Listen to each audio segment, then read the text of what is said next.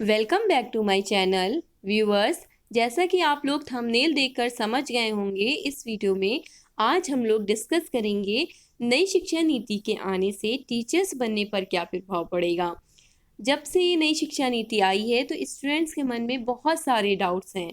इस वीडियो में हम लोग उन्हीं डाउट्स को क्लियर करने की कोशिश करेंगे। सबसे जो इम्पोर्टेंट बात है वो ये है कि जो नई शिक्षा नीति आई है उसको लागू होने में कम से कम 1 से 1.5 साल लगेगा। तो जो कोई भी सीटेट की प्रिपरेशन कर रहा है, टेट की प्रिपरेशन कर रहा है, सुपर टेट की प्रिपरेशन कर रहा है, कीवीएस की प्रिपरेशन कर रहा है, वो अपनी प्रिपरेशन जारी रखे, क्योंकि जो एग्ज़ाम होने वाले हैं उनमें कोई भी चेंजेस आपको देखने को नहीं मिलेंगे। ना ही पैटर्न चेंज होगा, ना ही सिलेबस चेंज होगा। तो आप अपनी प्रैक्टिस जारी रखें। जो ये सीटेट का एग्ज़ाम होने वाला है वो अब सितंबर और अक्टूबर में होने के इसके चांसेस हैं। तो आप अपनी बराबर प्रैक्टिस जारी रखिए। सेकंड पॉइंट ये उठता है कि जब नई शिक्षा नीति लागू होगी तो क्या क्या चेंजेस आपको देखने को मिलेंगे। टेट का लेवल हाई हो जाएगा, थोड़ा हाई हो जाएगा, इंटर लेवल तक हो जाएगा। सेकंड पॉइंट ये है कि आपको कई स्टेजेस से गुजरना होगा। अभी भी अगर आप देखें तो टीचर्स बनने के लिए 2 से 3 स्टेजेस तो पार ही करते हैं। अब डेमो लेने की बात की जा रही है, इंटरव्यू की बात की जा रही है, लेकिन जो इंटरव्यू की बात की जा रही है, जो इंटरव्यू का जो प्रावधान आया है उसमें क्लियर नहीं है कि किस लेवल पे आपका इंटरव्यू लिया जाएगा। क्या प्री प्राइमरी के लिए भी इंटरव्यू होगा? इस तरह की अभी कोई भी बात नहीं क्लियर है। सारे डॉक्यूमेंट्स अभी नहीं आए हैं। जब तक कि सारे डॉक्यूमेंट्स नहीं आ जाएंगे क्लियर नहीं होगा। जैसे ही सारे डॉक्यूमेंट्स आ जाएंगे क्लियर हो जाएगा, वैसे ही मैं आप लोग को ज़रूर बता दूंगी। और डेमो लेने की, यानी कि आपको देखा जाएगा कि आप पढ़ा पाते हैं कि नहीं पढ़ा पाते हैं। आपने जो भी ट्रेनिंग की हो, बीएड किया हो, डीएलएड किया हो, बीटीसी किया हो, तो उसमें आपने लेसन प्लान बनाए होंगे। जिसने भी लेसन प्लान अच्छे से बनाए हैं, ट्रेनिंग की है, तो उसके लिए स्टेज, ये जो डेमो वाली जो स्टेज है वो इतना टफ नहीं होने वाली है। जिस चीज़ की भी आप अभी प्रिपरेशन कर रहे हैं उसकी आप प्रिपरेशन जारी रखें, क्योंकि कोई भी मेहनत वेस्ट नहीं होती है। इसीलिए प्रिपरेशन करते रहिए। और जो टेट का एग्ज़ाम है वो अब पीजीटी और टीजीटी वालों को भी देना होगा। यानी जो टेट का एग्ज़ाम है वो अब सभी टीचर्स बनने के लिए, जो भी टीचर्स बनना चाहते हैं उनको टेट का एग्ज़ाम देना ही होगा। पीजीटी वालों को भी, टीजीटी वालों को भी, यानी कि 9 से 10 का जो टीचर बनता है उनको भी देना होगा। साथ ही साथ जो 11-12 के जो टीचर्स बनते हैं उनको भी टेट का एग्ज़ाम देना ही होगा। एक बात आप लोग ज़रूर ध्यान में रखें, जो मेहनत करता है उसको कामयाबी ज़रूर मिलती है। तो आप लोग बस अपनी मेहनत जारी रखें। आप लोग की मेहनत वेस्ट नहीं जाएगी, कामयाबी ज़रूर मिलती है। अब हम लोग स्कूली शिक्षा व्यवस्था में क्या क्या चेंजेस हुए हैं उसको समझते हैं। अभी तक जो स्कूली शिक्षा व्यवस्था थी वो 10+2 के फॉर्मेट में थी। जैसा कि हम सब जानते हैं, 10 का एग्ज़ाम देते थे, 2 साल पढ़ाई करते थे, एंटर का बोर्ड देते थे। लेकिन इस फॉर्मेट को अब चेंज कर दिया गया है। अब जो न्यू फॉर्मेट है वो 5+3+3+4 का है। ये जो शुरू के 5 साल हैं उसको फाउंडेशन स्टेज कहा गया है। इसमें बच्चे की उम्र 3 से स्टार्ट हो जाएगी। अभी तक क्या हम लोग देखते आ रहे हैं कि जब बच्चा 6 साल का होता था तब उसको एडमिशन दिया जाता था फर्स्ट क्लास में।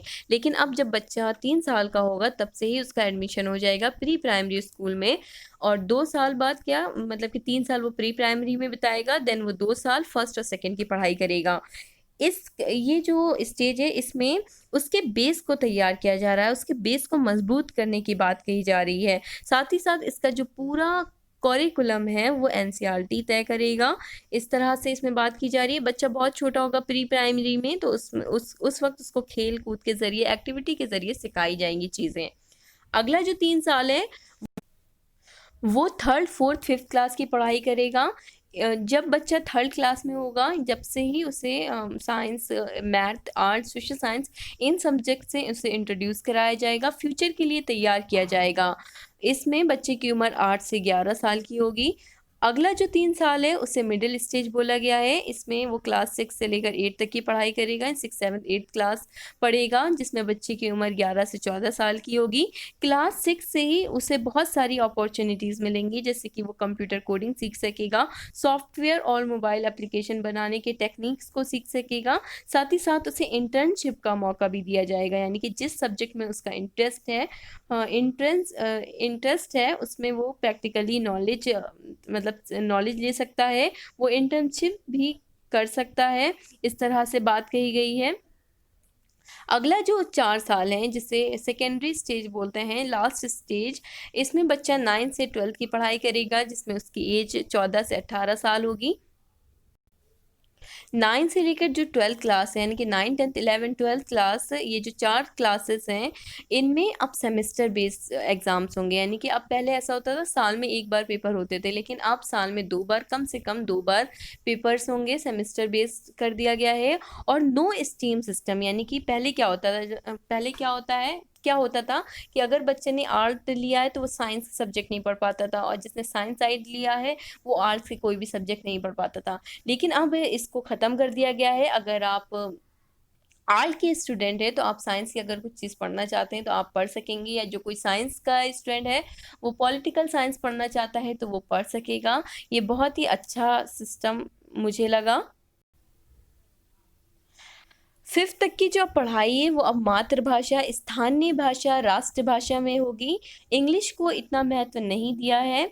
एक देखिए यहाँ पे सेकंड पॉइंट लिखा है, English will not be compulsory. English अब कंपलसरी नहीं होगी, सिर्फ एक सब्जेक्ट के तौर पर होगी।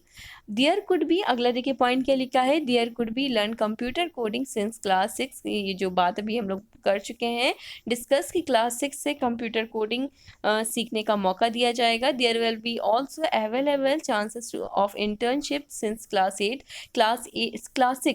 6 से बच्चे को इंटर्नशिप का मौका दिया जाएगा। जो कोई भी कॉलेज में एडमिशन लेना चाहता है और किसी वजह से वो 12th का उसका रिज़ल्ट अच्छा नहीं आया है, तो उसके लिए एक टेस्ट यहाँ पे है, CAT। इस टेस्ट को देने के बाद जो इसके मार्क्स आएंगे, जो 12 के मार्क्स आएंगे, उसको मिलाकर आप एडमिशन ले सकेंगे कॉलेज में।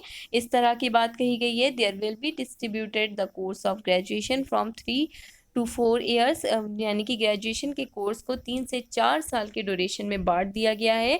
पहले साल, यानी कि पहले क्या होता था, अगर आपने बीच में ड्रॉप आउट कर दिया तो आपको कुछ भी नहीं मिलता था, लेकिन अब ऐसा नहीं है। आपने अगर 1 साल पढ़ाई करी तो आपको सर्टिफिकेट मिलेगा, अगर आपने 2 साल कंप्लीट किया है तो आपको डिप्लोमा मिलेगा, साथ में अगर आपने 3 साल की पढ़ाई की है तो आपको बैचलर डिग्री मिलेगी, और अगर आपने 4 साल कर लिए तो आपको बैचलर डिग्री के साथ साथ रिसर्च का सर्टिफिकेट भी मिलेगा, यानी कि आप आगे रिसर्च के लिए आप वैलिड हो जाएंगे, रिसर्च कर सकेंगे। इस तरह से यहाँ पे बात की गई है। ऐसा नहीं होगा कि अगर आपने बीच में छोड़ दिया, किसी वजह से आपको ड्रॉप आउट करना पड़ा, तो आपको कुछ नहीं मिलेगा। तो ये बहुत ही अच्छी बात है। रिपोर्ट कार्ड की भी बात कही गई कि रिपोर्ट कार्ड अब 360 डिग्री असेसमेंट के आधार पर बनेगा, यानी कि छात्र अब खुद को भी अंक देंगे, साथ ही साथ उनके क्लासमेट्स भी उनको अंक देंगे, सब्जेक्ट टीचर भी उनको अंक देंगे। पहले क्या होता था, 12 तक की तो आपके टीचर आपको बता देते थे कि आपकी क्या क्या पोजीशन है, रिपोर्ट कार्ड बना देते थे, और उसके बाद जो स्टेजेस आती थी उसमें आप खुद को एनालाइज करते थे, खुद को परखते थे कि आप किस लेवल पे हैं।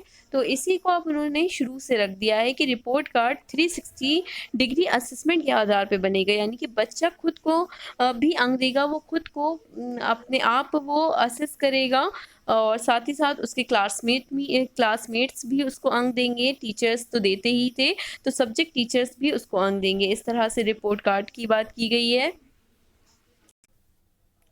ये जो नई शिक्षा नीति आई है उसमें अलग अलग सब्जेक्ट की पढ़ाई आप एक साथ कर पाएंगे। तो ये जो पूरी व्यवस्था है, इस व्यवस्था को मल्टी एग्जिस्ट और मल्टी एंट्री कहा गया है, यानी कि आप कभी भी एग्जिस्ट कर सकते हैं, आप कभी भी एंट्री ले सकते हैं। इस तरह से बात करी गई है। अकेडमिक बैंक ऑफ क्रेडिट, यानी कि इसमें क्या है, अकेडमिक बैंक ऑफ क्रेडिट बनाया जाएगा। इसके तहत एक से ज़्यादा कोर्स एक साथ करना जो स्टूडेंट चाहते हैं वो कर सकेंगे, और जहाँ तक आप जिस कोर्स को कंप्लीट करना चाहते हैं उसको आप वहाँ तक कंप्लीट कर सकेंगे। उसके अंक इस बैंक में जमा होते जाएंगे, और जब आप फाइनल डिग्री के लिए आएंगे तो आप इस अंक का इस्तेमाल कर पाएंगे, इसको जोड़ पाएंगे। इस तरह से बात की जा रही है। Preference will be given to study Sanskrit in school and higher education institutions, यानी कि जो ये संस्कृत है उसको महत्व दिया जाएगा स्कूल्स में, उच्च शिक्षा में स्कूल्स में संस्कृत को महत्व देने की बात की गई है। National higher education bill. ये जो बिल है नई शिक्षा नीति का, ये जो बिल है उसका क्या नाम है? उसका नाम है नेशनल हायर एजुकेशन बिल, जो कि तैयार हो गया है, कैबिनेट ने मंजूरी दे दी है, संसद में पेश किया जाना है कानून। उसके बाद ये कानून बनेगा, देन राज्य सरकार इसको अपने राज्यों में लागू करेगी। तो इसको लागू होने में कम से कम 1 से 1.5 साल लग जाएगा। और ये जो ministry of human resource development जो नाम है वो चेंज होके मिनिस्ट्री ऑफ एजुकेशन, यानी कि इसका नाम बदलने वाला है। क्या नाम हो जाएगा? शिक्षा मंत्रालय नाम हो जाएगा। मानव संसाधन विकास मंत्रालय का नाम अब बदलकर शिक्षा मंत्रालय हो जाएगा। तो आई होप आपको थोड़ा बहुत समझ में आ रहा होगा नई शिक्षा नीति के बारे में।